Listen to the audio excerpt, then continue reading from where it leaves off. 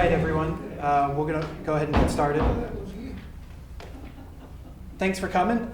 If you found yourself here, you're at the Chamber of Commerce's candidate forum for the Republican candidates running for Rowan County Commissioner. If this isn't where you intended to be, well, you should stay anyway, because I think it'll be very informative. The forum tonight's brought to you by the Chamber of Commerce, Catawba College, the Salisbury Post, and WSAT.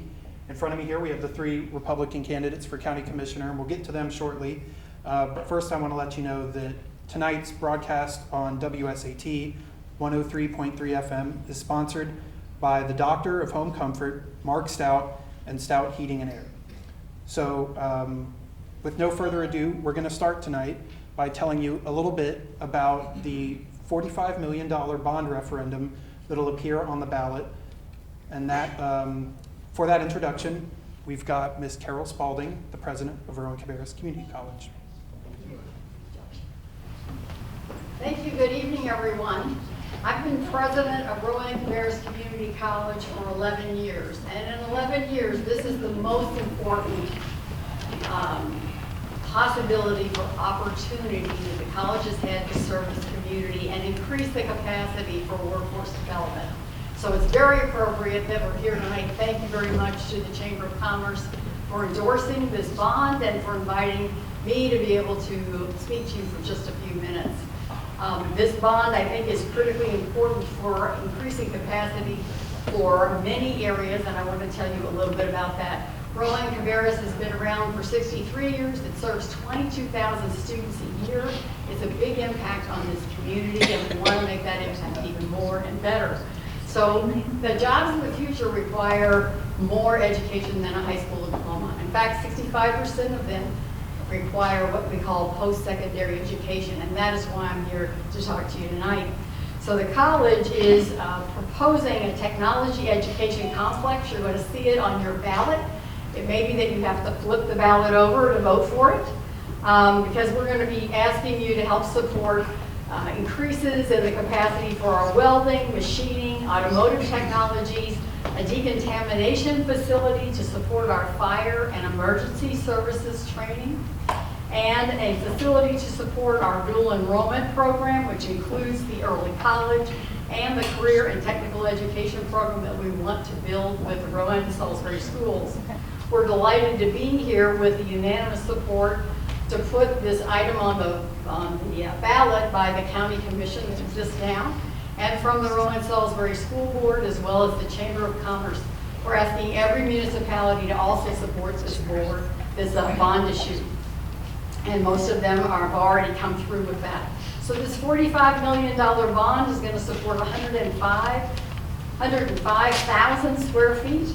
And it will cost about, per regular house or normal house evaluation for a $140,000 home, about $3.50. So it's about 2 cups of coffee per month will support the increased capacity for more jobs in this community. And if you look at just the welding increased capacity of 40 new student stations, we have 29 now, we'll be able to have about 70. That will increase the wages brought back here by a $1.7 million a year for every year. So right now we need your help in supporting the bond issue. Those of you that are listening on the radio also, we know that for every $1 spent on education at Rowan Cabarrus, a student earns $6.10 in increased wages.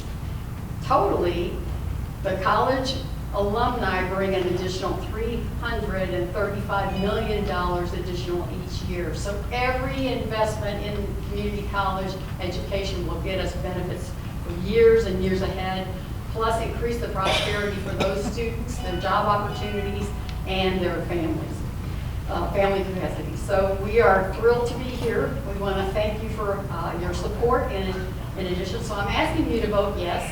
Our students have given us $45,000 to help support this campaign. They feel like they need to pay it forward.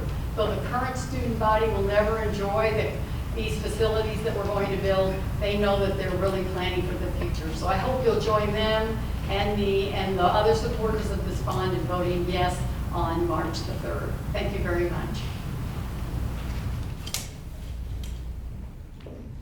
Let's give her a round of applause.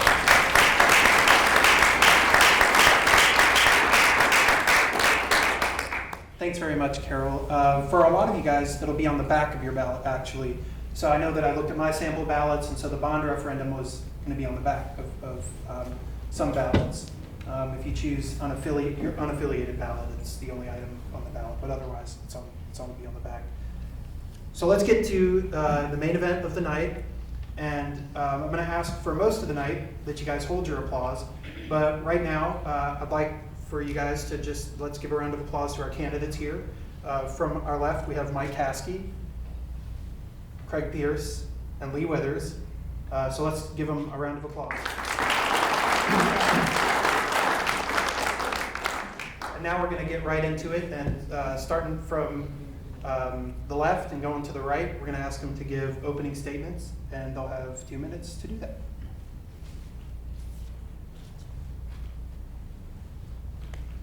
Good evening. Good evening. Good evening.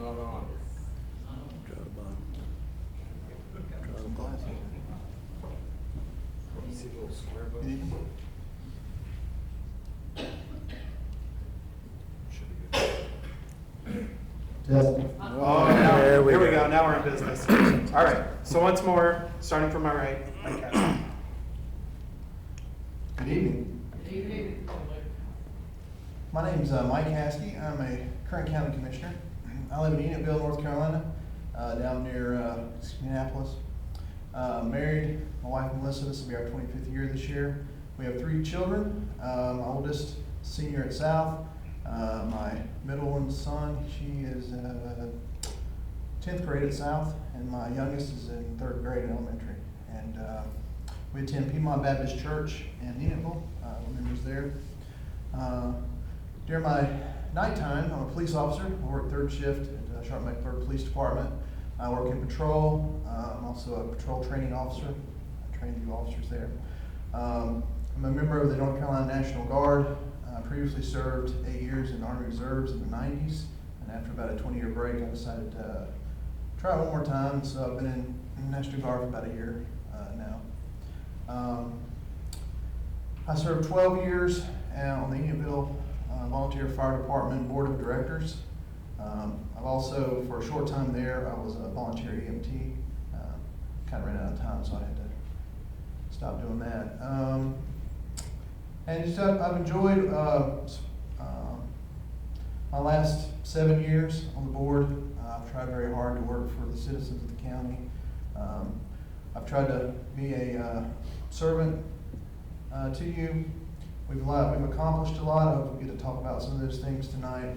I would like to have your vote for another 4 years, and continue some of those things. And so my time's about up. So I look forward to hearing from my friends here and having a good discussion tonight. Thank you. Thank you very much. And next we'll go to Mr. Craig Pierce.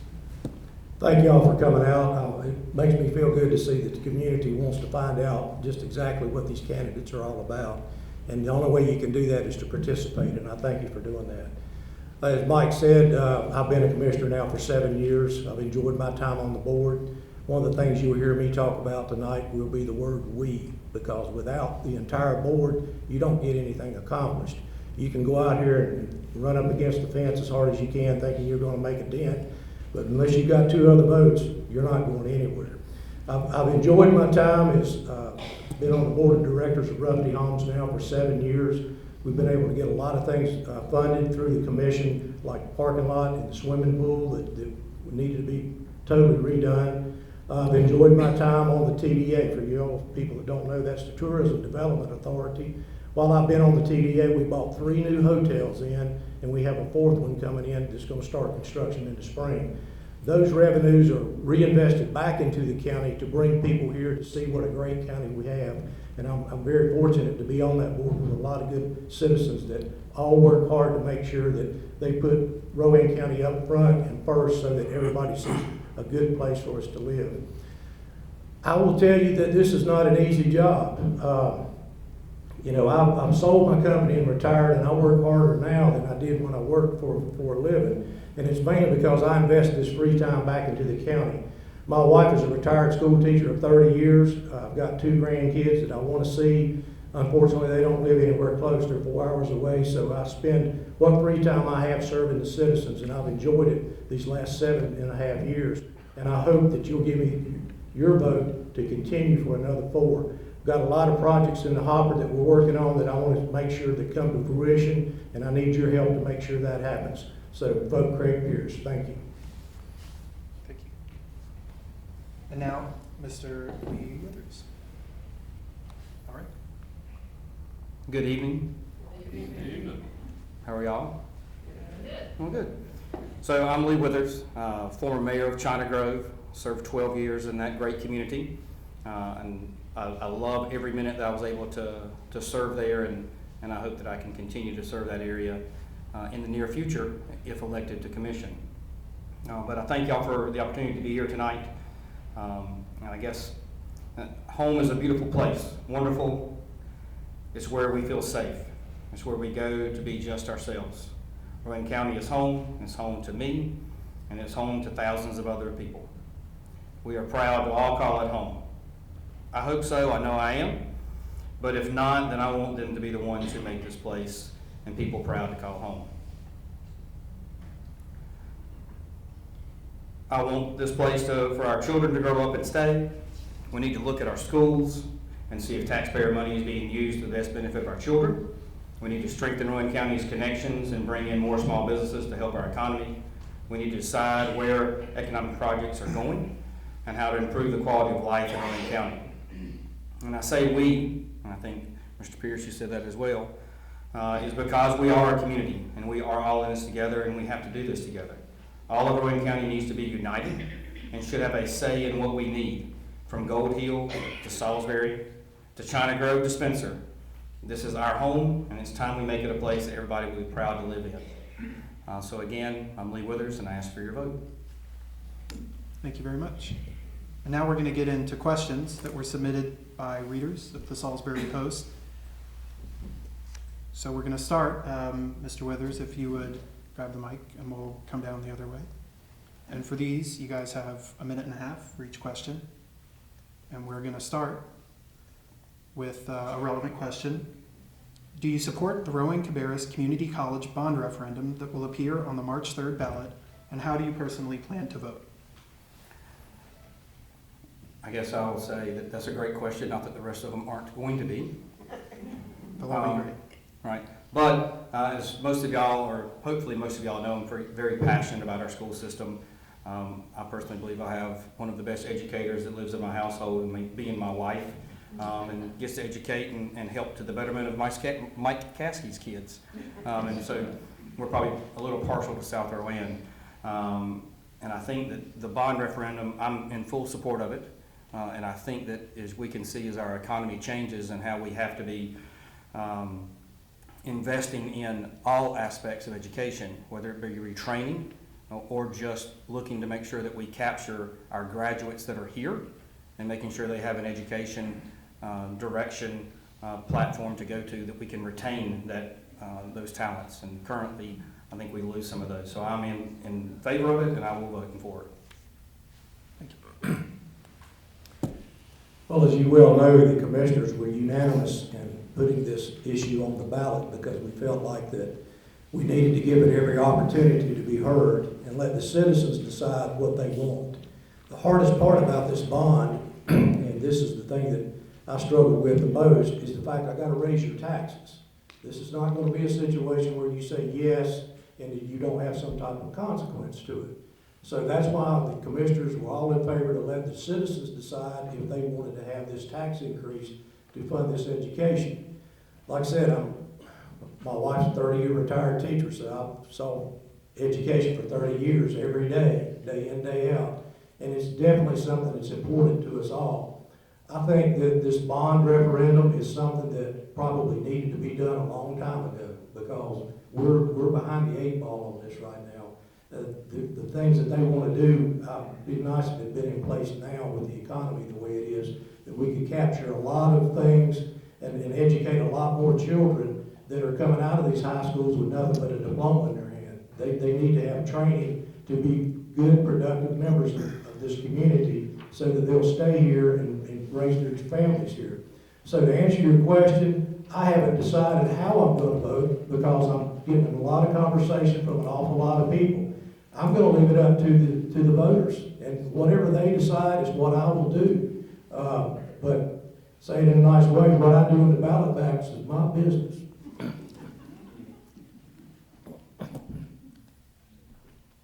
All right. Well, I've gone to school a lot in my life. I never thought that I would, but one of the first places that I went was community colleges, and I went to community college here, and went to community college at other places, and we have a great community college here. And I've always said that our probably the most undervalued thing we have in the county is our community college and the community college system in general in the whole state. You know, when I went to community college, it was able to set me up to go to Catawba College and get my undergraduate, and then that allowed me to go on and get a master's in business.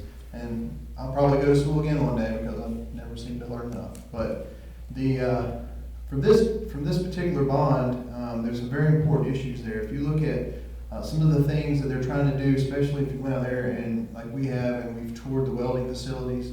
Welding, we need more welders in the United States in general. We need more welders here to bring in more industry. The doctor talked about, she talked about for the fire department and their turnout gear. Some of our fire departments, they can only afford one set. Now big departments, they get two sets so they can rotate them through and they can clean them often, but they have all that I'm going to say the word because I can't say it right, but cancerous materials on them, and so they have to wash them. So I'm about out of time here, but whatever the citizens decide, that's what I'm going to do.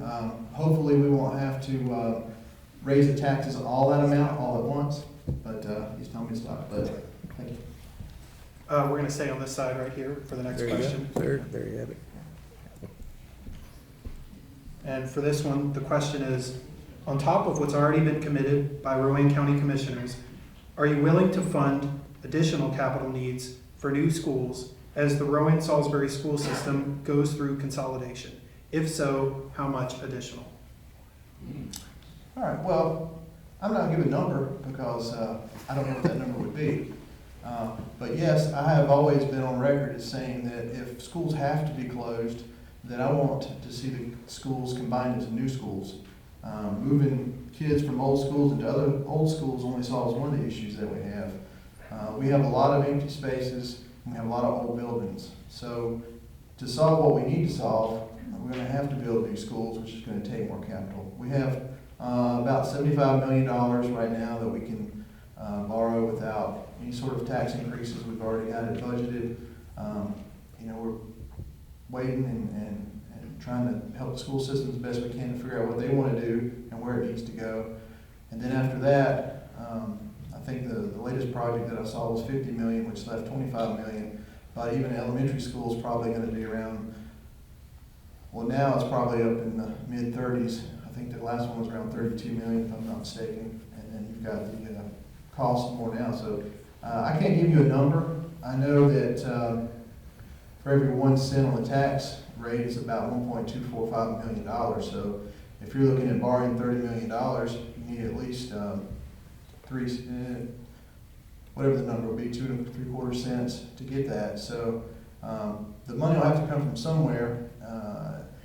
I would prefer that we'd be able to get a good plan together and able to have a schedule of what schools we're going to close, and then we can, over time, sorry. I really don't talk a lot, but a minute and 30 is kind of short.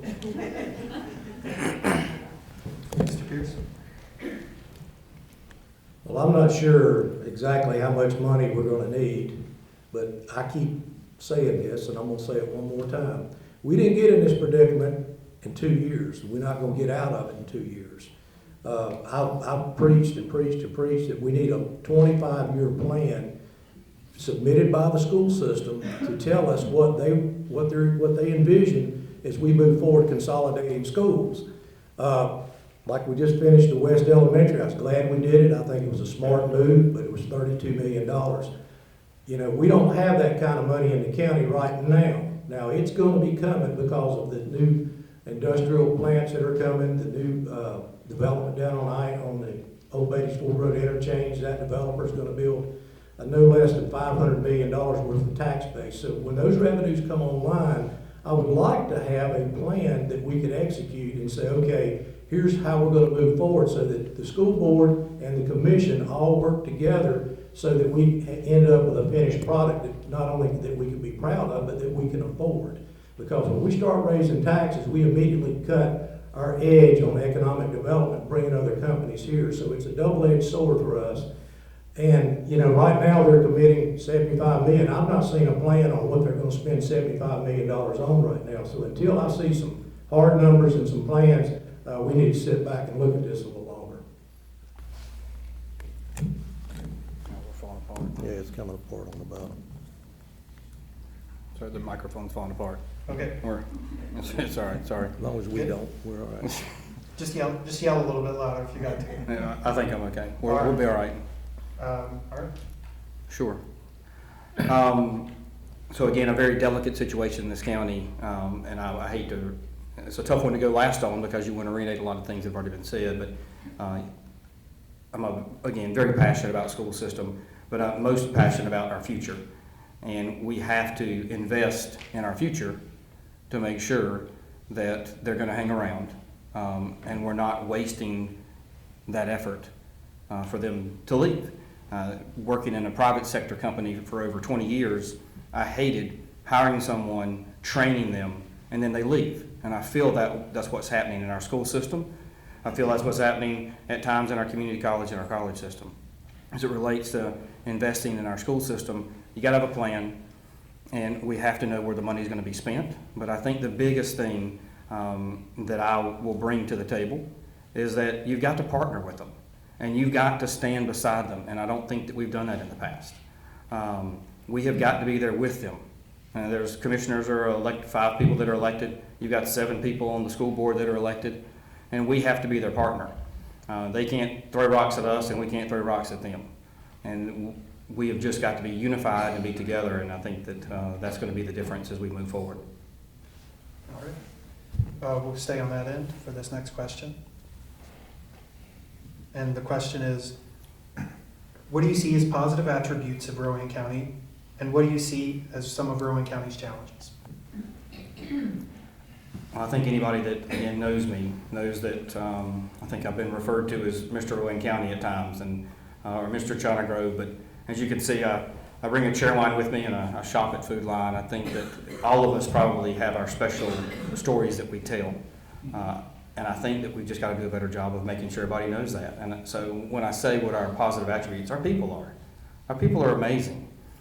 We've just got to be proud of this place. And I think sometimes that we're not.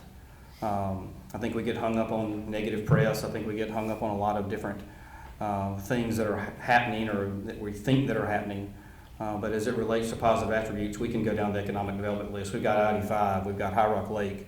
You know, we've all seen these studies that we've been a part of and we've seen, but the biggest challenges, I think, are believing in ourselves and knowing that we can do it. And we've just got to be willing to invest in ourselves to do that. Rowan County has an awful lot of opportunities that are getting ready to happen here. And it's all because of I-85, it's all because of low tax rate, and it's all because of infrastructure that this current board has invested time and efforts into putting into our county so that it enables companies to come here economically, set up, hire people, let them people work and live here and stay here. But we've got to continue on that path, and right now it's at a critical point that we have experienced people here that can make that happen. I work real well with the board. We don't always agree on everything, but at the end of the day, we come up with solutions between us to make this a better county. And I think that's one of the biggest attributes we have, is that we have boards that work together. Like I said, there's 5 people on this board. It wouldn't be much of a board if we agreed on everything. I mean, because you've got to put forth other people's ideas, not just one. Same way with school board, they've had a tough time. I mean, they've got a lot of work ahead of them, and I wouldn't want to be on that board for no man's money. But at least they're trying, and that's the big thing. We've got people that care about this county on these boards that want to see us prosper. They want to see us do better, and they want to have a great place to live, and I think we have that. And sometimes I think we overlook just how dedicated some of your elected officials are, including your state representatives and your state senators. So I think that's what we really have going for us in Rowan County.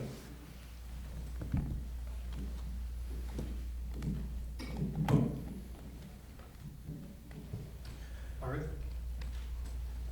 Well, I think that this county, I moved around a lot as a child. My dad was a pastor, so we moved to different churches and lived in different places. And finally in '97, we moved here. Me and my wife, we got married and really found a home. The people have said the people of this county are great. There's so much talent out there that people don't even realize when you're just out talking to the regular folks that you see every day. Some of the things that we have here, I think other counties are probably very jealous. I mean, if you talk about now, 85 is widened all the way, probably from the river, I think all the way down to Gaston County. All the land that we have up and down the interstate that's available for development. We have water and sewer up and down the interstate. We have a brand new interchange. They don't build those every day. We have 4 upper level education systems here in Salisbury. There's just so much here in the county that we have such a bright future that I'm just so excited for the opportunities that we have. But what we've seen in the past is that the biggest issue that we have is that we haven't believed in ourselves. And I think that I can see a change in that. I think people are being very positive about what we've got going on. We've done a lot in 7 years that we've been on the board. And I think that, if we can just keep it going, like I said, last time I ran, we talked about moving the ship and turning the ship around. I think we finally got the ship in the right direction. Now we just got to pick up some steam and keep moving forward. We'll say on this side again. And the next question is, what is your personal assessment of the readiness of the workforce in Rowan County to perform the jobs provided by companies you hope to attract to Rowan County? Well, I think we're moving in the right direction. I think the bond is a good move. I think that the changes that the school system are making are hopefully going to be very good. If you look at just overall in general, there's not a lot of skilled workers in America, and I think some of the things that we're looking at doing are going to help with that. I saw recently, we're talking about welding again, it was 400,000 welders are needed in the next few years. Getting those kind of jobs here are going to be very critical for our county, and they're not really like they used to be. I used to work in a mill. I worked in a mill for several years, and I don't know how many people I work with because they'd come in, they'd go out, they'd come back in, you have new people. You didn't take a lot of education, but now even the more manufacturing jobs you're going to have some skill to it. And I think that some of the programs that we've implemented on the county, trying to train folks, getting people retrained, I think are very essential what we're going to do. So just keep doing that, what we're doing, and then maybe as we go, we've talked about in the past of if when we get a large company that's looking here, can we be more agile as a system to say, hey, these are the things that we need to do. Can we train these people up in 6, 7, 8 months till we get these new businesses here? So I think we're in the right direction. I think we've still got work to do, but I'm really positive on where we're at with that. It's a good problem to have when you got more companies coming here than you got people to fill the jobs. I mean, that's one thing that we need to work real hard on, is to control that growth so that we don't overgrow our communities and overgrow our workforce. I would like to see programs put down back into the high school level. I know when I went to high school, they taught you bricklaying, taught you shop. I was in a program called DE, which is distributive education, where you got to go and work outside of the school in a business, and then you got graded based on your performance. I think we should come up with some type of hybrid plan for what the old DE programs used to be, so that when, for example, if you go to North Rowan High School and Chewy's 2 miles away, we need to work with Chewy to see what it is they need to have as a skilled worker, so that when that child graduates from high school, he's got more than just a diploma, he's got an education on how to go straight to work. And do that across the entire county, not just Chewy. I'm just using it as an example because of the amount of people they're gonna hire. But we've got to think outside the box of what we've been doing, because by the time we have somebody come out of high school and then go 2 years to RCCC or other learning institutions, that's 2 years they're trying to figure out how they're gonna pay their bills, how they're gonna get to work, and how they're gonna do these other things. And I think we need to really sit down and look at what we can do in our K through 8 school, K through 12, excuse me, to help fill that workforce. Josh, you mind repeating the question one last time? Sure. What's your personal assessment of the readiness of our workforce to perform the jobs provided by companies you hope to attract to Rowan County? So in a real life situation, about a year ago, I was meeting, at the time I was mayor in China Grove, and I was meeting with a company, and we were evaluating the market itself in Rowan County, and the EDC was in the room with us, and we did not have the workforce that we needed, and it was a big concern. The other thing that part of that was his next answer was, well, what are we doing if we're going to come in 2 years? What are we doing as a community or as a county to drive this? So what is the outlook? Can I build something and open it in 2 years and know that that workforce will be there? And the answer was still no. So I went home and thought about that, picked up the phone, and I called our superintendent of the schools, I called our chairman of our board, the commissioners, and we started a conversation. And out of that conversation has started this new education collaborative, I guess is the name of it. And I'm super proud that through that conversation is where this has started. And so I think that part of that is that we're on the right track. But we have to have communication with all aspects. EDC has to know exactly what our schools are producing. Our schools have to know what jobs they need with our existing customer base, and what we're also looking for. Our community college and even our higher education of Livingstone and Catawba have to be a part of that conversation. And up until just a few months ago, they weren't. And so I'm proud that I was able to be a part of that. So our next question has a little bit of background information to accompany it, but again, submitted by readers at the Salisbury Post. According to the 2017 Census of Agriculture, Rowan County Agriculture has 925 agriculture products sold. Rowan County Agriculture has 925 farms and over 118,000 acres of farmland. The market value of Rowan County agricultural products is $81 million. What are your ideas or plans to help promote and preserve farms, farmland, and agribusiness in our county despite the surge in business and residential development? Should I repeat that? No, good. We'll probably murder it somehow. Okay. I would say that the biggest thing is have a plan, and the county does have an overlay, and they know exactly what needs to go where. We have to have conversations around making sure that we protect our assets.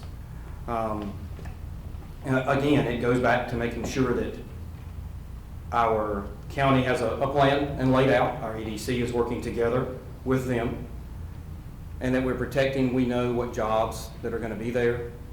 If the jobs in agriculture are disappearing, it's tough. It's going to be tough to try to make sure that we protect that industry. But at the same time, if those jobs are there, and then we are training for those jobs, then we need to make sure we support that. Well, the first thing we need to do is quit building Dollar Generals and taking away all the land in the county.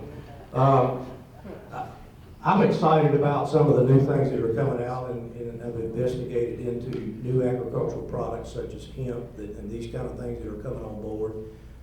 They're saying within 10 years hemp will be the new product that replaces cotton. So I think a lot of these farms that are out here that are struggling because the actual products that they produce are not being paid for like they should, like soybeans are way down. A lot of the other products that these farmers depend on to be able to run their farms, I think we're going to see a resurgence of those prices to go up and make farmland more stable than it ever has been.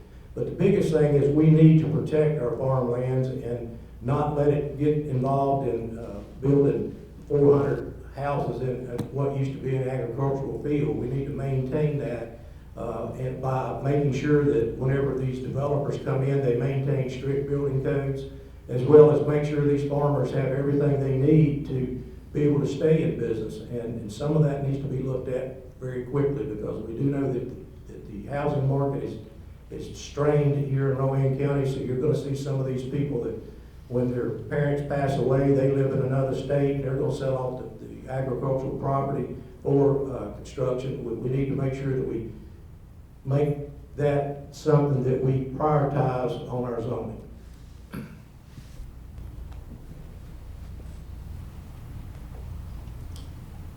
Well, our farmland is very important. I mean, obviously, if you don't have farms, you can't produce food, and you can't eat. And so from a very basic level, I think we've got to keep our local farms. We don't want to become a nation, or get in that direction, where all of our food comes from these big conglomerates around the nation. Some things that we've done, in case you didn't know, several years ago we bought a mall. I don't know if you remember that or not. And over the last few years, people said, "What have you been doing with the mall?" And we haven't been doing a whole lot. We moved a few things in there, but you know, it takes money. And several years ago, we set up a process where, without tax increases, we started funding a line item that would be for the mall reconstruction.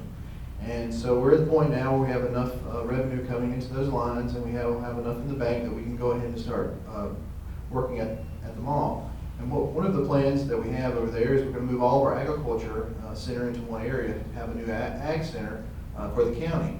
Now there's a lot of, I think that clock's going too fast there. But a lot of things that we can do there is have more things that would involve the young folks and get them excited about farming.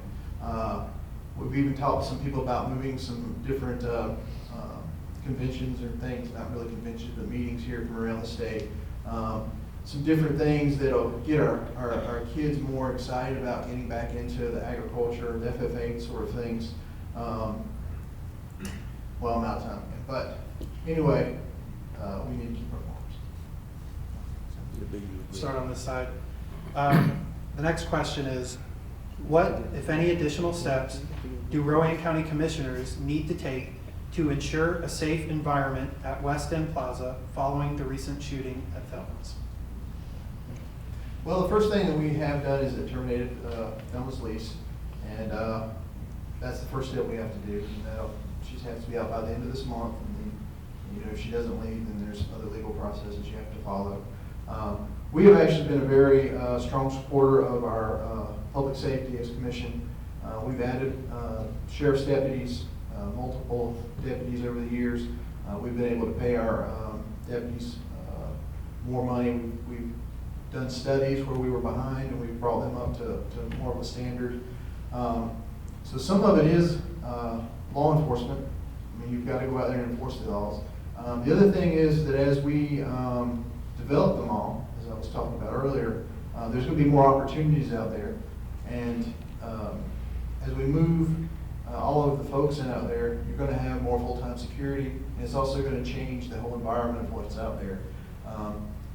We've already are starting the process of some of the areas that we're not going to use, looking at getting some tenants there. And so just having some more people around and a different environment over there, I think is going to be the first step. So I think a combination of, you know, we've already started the process of supporting our law enforcement and changing the environment over at the mall and rebuilding the whole thing, rebranding the mall. And I think those are the first steps we need to take, and then I think a lot of those issues will take care of themselves. Well, like my mom always said, nothing good happens after midnight, and that's exactly what we had out there. I think you've seen this on TV. I know the Post has covered it on a couple different articles. What went on out there was beyond the control of the commissioners, actually beyond the control of the police department, because what was happening was on the inside, and the off-duty police officer they had hired was outside. But he radioed in that they had some gang members show up about 11 o'clock, found out that they're serving alcohol on the inside, which is against county policy. There's no alcohol sales on county property. And on top of which she was subleasing this for a party, which is against her lease also. So, I mean, this was not just one thing, this was a combination of a lot of things that went wrong. And, you know, we can hire all the people we want, but when somebody makes up their mind they're gonna do something wrong, it's just hard to stop it. It's not a good incident, it's something we don't like.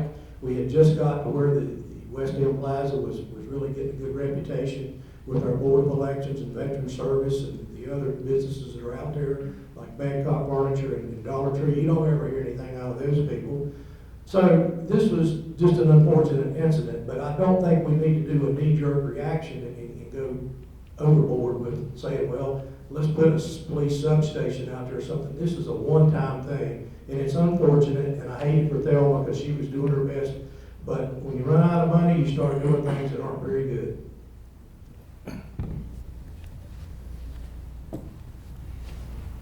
I just can't say ditto. So what I would say is that rules were broken, contracts were written, and bad people break laws. I don't know that there's anything that a commissioner could have done differently. As much as I want to have a different answer sitting up here to be different, what I would say is that we probably just need to make sure that we are working with our tenants and they're making sure that the expectations are clear. I know that this has happened before, not to this extent by any means, but there has been some issues in the past. But bad people break laws, and good people don't. And so I just, other than that, I don't know what else to say along these lines. All right. Stay on that end. And the next question is, what initiatives would you support to provide efficient mass transit that would get people to where jobs are, such as creating park and ride locations within the county? So I've spent 10 years on the MPO, which is the Cabarrus-Rowan Metropolitan Planning Organization. And they're the group, do I need to stop or can I just? Keep going. Okay. They're the group that controls the federal funding and allocates dollars as it relates to road projects, as it relates to all of our mass transit dollars that come into this county and into the region. And it's pretty, I guess, unsettling at times when we see the ridership that we do have partake in our transit system and the amount of money that goes into it. So overall, I think we've got to probably evaluate our transit system a little bit better as it relates to making sure that it's efficient. Anything in government, I think we got to make sure that we spend the tax dollars properly. So whether it means going away from big, large buses that stop at the same exact places for the last 30 years, or do we look at where we're attracting industry and jobs and making sure that we can get the people that are going to be using the jobs and making sure that they can get from home to that job site. And I think that's the biggest thing, is making sure that we're a little more agile and efficient with our current transit system. Well, currently what we have is RETA, which is basically transportation for those that don't have transportation. The county itself has never really sat down and investigated any type of mass transit or any type of park and ride situations. And it's probably time that we did a study to see just exactly what that looks like. The other thing is too, as these other companies come on board, we probably need to get our ridership outside of the city limits of Salisbury. I mean, the majority of these people that need transportation are out in the county, and we need to look at an efficient way to bring that to them. Now, I do know that we recently took our transportation system, RETA, in-house. We were having it subcontracted for the drivers. We own the equipment, but now we have taken it in-house so that we can be more efficient and have more control of the costs as well as the operations of it. So we are making strides, but keep in mind, mass transit, like you're talking about, is very expensive. And right now, our biggest concern is to be competitive on our tax rate to bring these industries here. And from that, then we can make a determination how we need to proceed, because we don't know where these companies are going to locate right now. So running a big trunk line all the way from, say, East Spencer all the way down to Landis, if you don't have the ridership to support it, it's not an efficient way to spend your money. Can you repeat the question for me? Yep. What initiatives would you support to provide efficient mass transit that would get people to where the jobs are, such as creating park and ride locations within the county? Well, one of the issues that we're trying to change is people leaving the county to go to their work. We have people coming from other counties here. A lot of the ride shares that I know that people use are usually if they go to, say, downtown Charlotte, they'll meet at a parking lot, and the bus shows up, and they all get in the bus and ride down together. So I don't know that that's something that we need at this point, but maybe that it is time to do a study to see if that is something. Generally speaking, we try to go out and pick up folks that need taken to the doctor, need to go places. We try to help the veterans out as much as we can in those issues, and other folks that are under certain programs. And yes, we had to make some changes just because honestly the economy is so good, it's hard to get workers, and they couldn't afford, the vendor couldn't afford the rates that we were using. So I'm open to studying the issue. I would rather, we work on getting more people in our county to stay here and work and drive their cars to wherever they're going to work. But that is as we try to get more maybe larger businesses like the Chewy that moved here, or that's moving here now, and you have a lot of workers that are going to congregate in one area. Those are probably some things that we can look at in the future if we're trying to, move people. The problem is a lot of the out of time. We'll move on to closing statements now. Since none of you guys used your rebuttal time, we'll get 2 minutes and 30 seconds for your closing statements. And we'll start with Mr. Pesky. All right. Well, again, thanks for coming out tonight. Thanks for all those that are listening on the radio and that will probably watch this on, Channel 16 or wherever they're going to show it. Again, I'm asking for your vote tonight. I've been your commissioner for 7 years. I really don't talk as much as I talk tonight. I'm always known as a very quiet commissioner, but I do work well with folks. My idea is not to be out there and try to be seen, but try to work behind the scenes. Great president once said, it's surprising how much you can get done if you don't worry about who gets the credit for it. And we have a good group. I like working with the commissioners that we have. I think we've kind of made a change over the last few years. We've been more oriented towards the economy. We have had some issues that were thrown upon us that we had to face. The prayer issue, that's something we had to stand up for, and I'm glad that we did that, and I would do it again if we had to do it again. We've done a lot for our public safety, as I said before. We've been able to open a new EMS station in Rockwell. We've opened a new rapid response vehicle up in Lewis Ferry area that can get you a paramedic to the scene real quick, and that paramedic can decide whether or not you need an actual bus there or not, and that paramedic can start giving medications that the EMTs can't.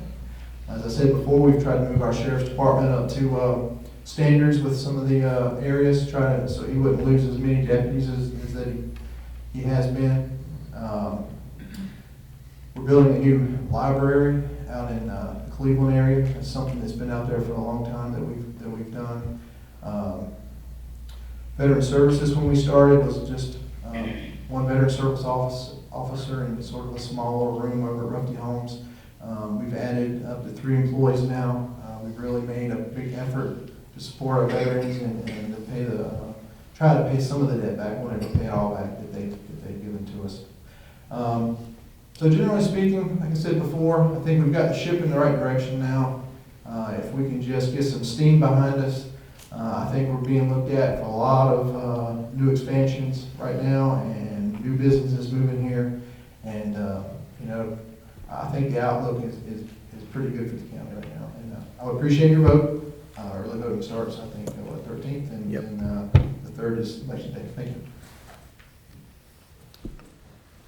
I remember the first meeting I was sworn into, Mike and I walked up the steps of the county office building, people outside with picket signs picketing about our animal services. one of the things that I remember most is I've talked to another commissioner, it wasn't Mike, and I said, we need to do something about this. And he looked at me and says, why do you want to step into that cesspool? And I said, well, we're going to have to do something. I said, when people care that much about a particular issue, you can't ignore it. Since that time, we've done away with the gas chamber. We do euthanasia by injection. Once we did that, we had a lady named Christine Marikwas come here and spend $1.3 million and build a state-of-the-art wing for our feline services. We are currently making room for the new dog adoption center, which is funded solely by donations. The county will have no dollars invested in this other than moving the convenience center where that property is. We have moved from almost the very bottom in the state as far as our euthanasia rates to the very top. We actually went almost a full year and never had to euthanize one adoptable animal. Now, let me clarify that, so that's an adoptable animal. If you bring a dog in that's been hit by a car, bring a cat in that's next to death with leukemia, nobody's going to adopt that animal, but we did humanely end their life. So we put on a different face, and I'm glad that we went ahead and went through those hard changes that we had to make, and I think that puts a good face on Rowan County for people that come here, because Mike works on the vets, I work on the pets, and that's kind of how we approach it. But we have a good time on our board because each commissioner has an area that they gravitate to, and by doing that, we do a good service for all 23 departments that we have in our county. So we have a good team that works together. It takes a little while to get adjusted to each other, but once you do, it's amazing what you can get accomplished. And I'm looking forward to, if you're so good to put me back in office, to finish 4 more years with these guys, and let's make this county the county it should have been a long time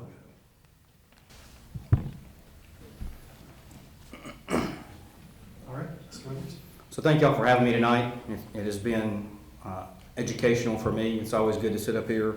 I've enjoyed my last 12 years as elected official. And I've gotten to work with Mike and Craig on multiple jobs. I've got to work with our current commissioners on a lot of different collaboratives, a lot of different initiatives, and it's been just rewarding in itself.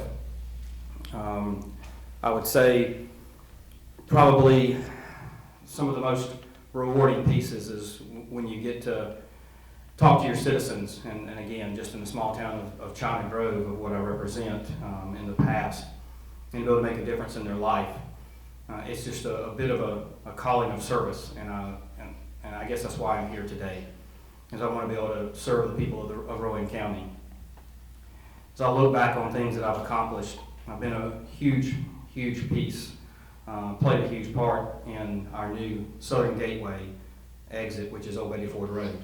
That would have never happened without my support, without some people in Raleigh, without our governor at the time as well, and it's really neat when we got to cut the ribbon on that road to see what's going to happen and what's going to come there. Being able to sit down with our superintendent of the schools and our chairman of our commission and work on this education collaborative, and to see where that's going to go and where that's going to take us in the future, that's going to hold.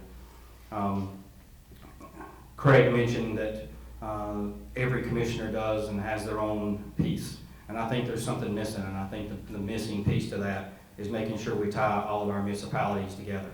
And that's a little something that's missing right now. When we land a large economic development project in the county, sometimes we may not think what that does to that small town that's beside it. When we remove a school from a community, we may not realize what that does to that small community or that town. It may have been built around that school. Not that it's my or the commissioner's role to make that decision, but we sure can have some influence on that. And so I think that I bring a very new piece to the commission, and I think I would be able to add a lot of new ideas as well as a lot of new support for this county. March the 3rd, please vote Lee Withers for County Commission. Thanks very much, and let's give them all a round of applause.